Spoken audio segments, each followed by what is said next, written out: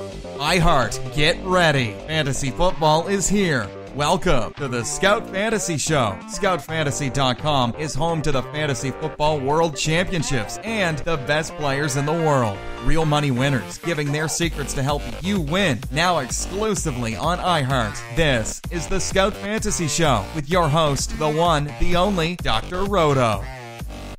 Hey there, everybody. It's Dr. Roto. Get out the insurance cards. Get out the copay. The office is open, my friends. All right, preseason week 1 gets underway. Lots to discuss. So here's what I'm going to say. I'm not going to go through these games for you. I'm going to continue with my podcast previews. I know that if you want to do that, you're going to check out scoutfantasysports.com. We will give you an in-depth analysis of what went on in week 1's games. I'm just going to give you a couple of takeaways, okay? A couple of takeaways. Firstly, if you wondered how good Saquon Barkley was, don't wonder anymore. If you saw that play, we don't need to discuss why he's a top 5 or top 6 pick. Don't even question it. Don't even question it. That's how good he is. All he needs to do is make 2 plays like that a game, and he's going to be over 100 yards almost every week. I really expect a ton from him. A ton. And I'm going to say this, and you're going to hear me say this a lot over the next couple of weeks, whether it's on FNTSY or here or on a radio show, anywhere. If we like Barkley and we like Beckham and we like Ingram and we like Shepard, why wouldn't we like Eli? I mean, come on. Next, the Giants defense let Baker Mayfield and Tyrod Taylor look like they were Y.A. Tittle and Roger Staubach. Now, that's not knocking Mayfield and Taylor, but the Giant defense is terrible. The NFC East defense, not very good. Redskins, not good. Eagles, not good. Giants, not good. Cowboys, not good. Maybe the Eagles are good. I'll give you that one, but I think it's going to be a Super Bowl hangover. I never like a team after a year in winning the Super Bowl. Ever. Dynasties are hard to come by. You don't think Barkley's going to feast against some of those defenses? For sure. For sure. Love this guy. Next, let's just chillax in general about preseason week 1. All I want in preseason is one thing. My guys not to get hurt. That Ryan Tannehill goes 4 for 6 for 32 yards means absolutely nothing to me. Nothing. What does it mean? That he looked okay in one series? Is one series a game? Or how about Juju Smith-Schuster's 71-yard catch? Come on. Would that play have happened in the regular season? Maybe. I like Juju. But seriously? Come on. It just confirms what I like. I like Juju. I'm not worried, though, about preseason week 1. I look at week 2, and I look at week 3. Week 4, I pray. I literally light a candle and pray right now that my guys don't play.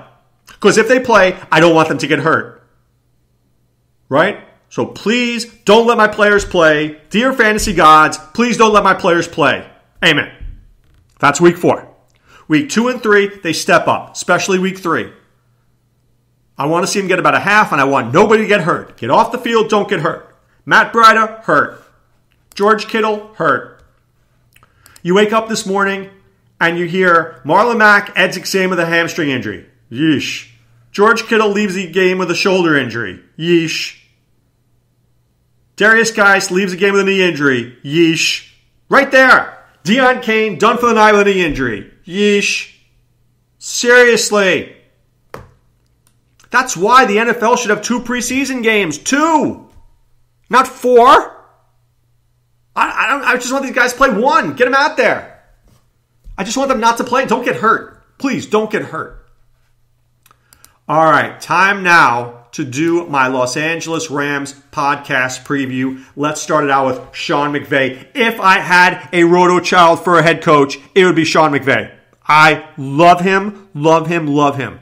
Now, here's how you know how bad a coach is and how good a coach is. Look at the Rams with Jeff Fisher and Sean McVay. Hello, which team was better?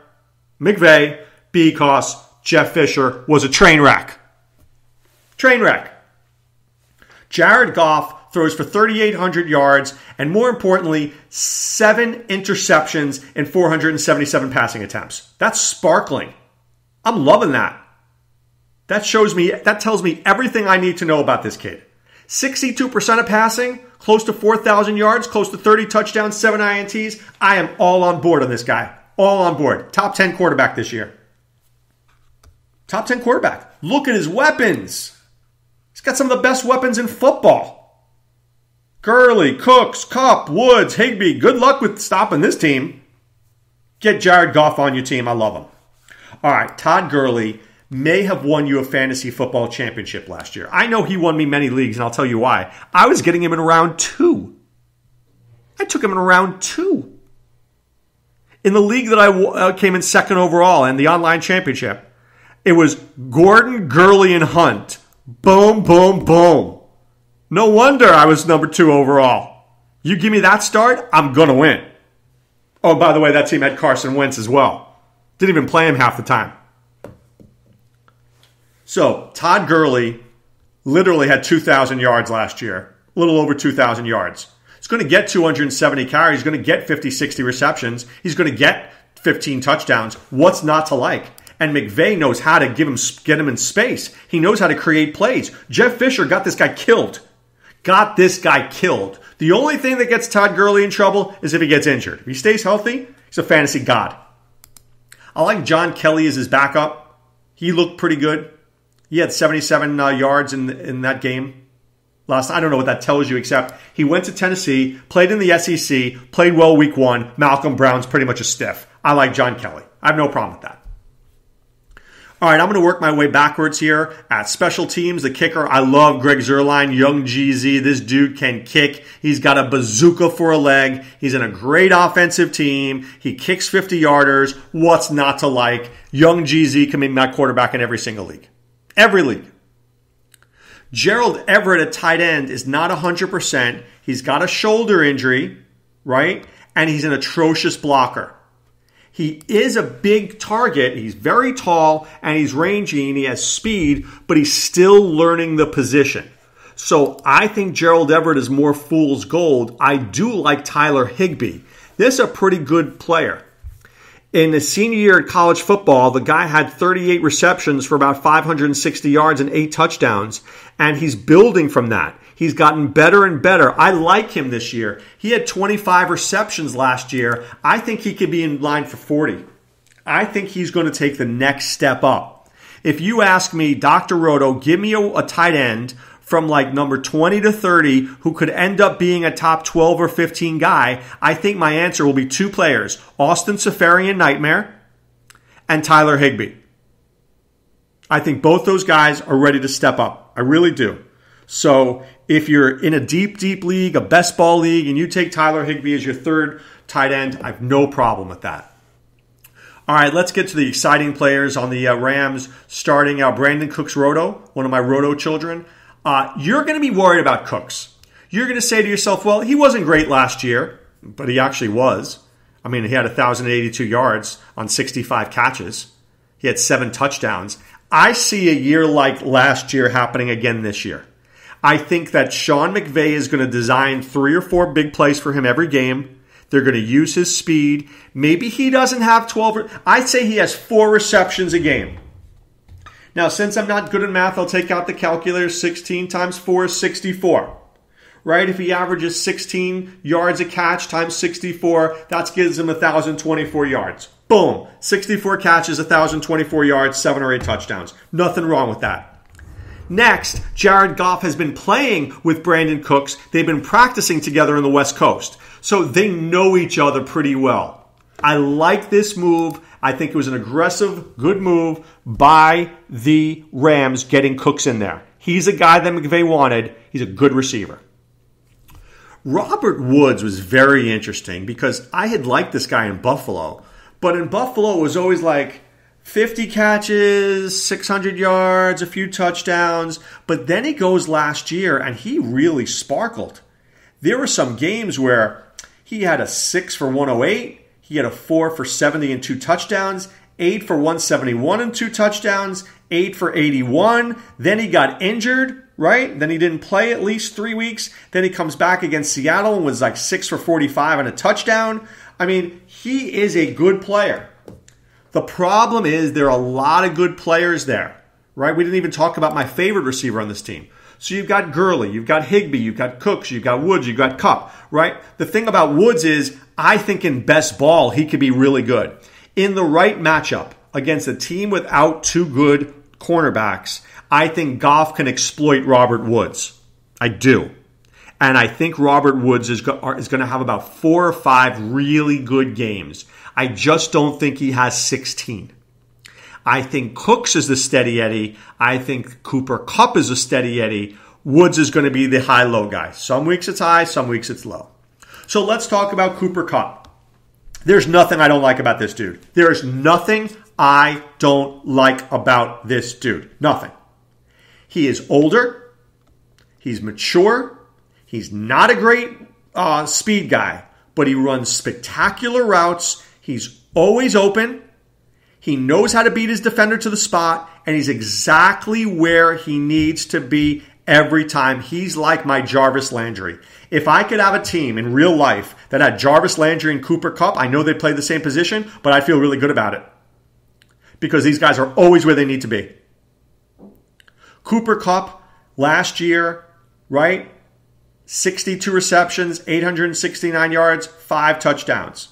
But every game, 4, 3, 2, 5, 3, 2, 4, 3, 6, 6, 8, 5, 5. This guy just was involved. But I think there are weeks that I think he's going to be the steady, consistent influence. I see 6 for 64, 6 for 47, 5 for 70. I see a 12 to 14 point a week guy who is going to get me about 7 to 8 touchdowns. So I'm going to get 12. I'm going to go 12, 18, 12, 18, 12, 18, right? That's something like that. He's going to get me that. And there's something to that. Ian Ritchie and Mark Deming always say that they want to have guys score 15 points a week in PPR. Cooper Kupp is going to average something like that. I think that's about right. So Cooper Kupp is my third receiver. It's like Ian always calls it like a slot machine. He just keeps on paying. Pays you out, right? And I agree with that. And I think that's what you're getting from Cooper Kupp.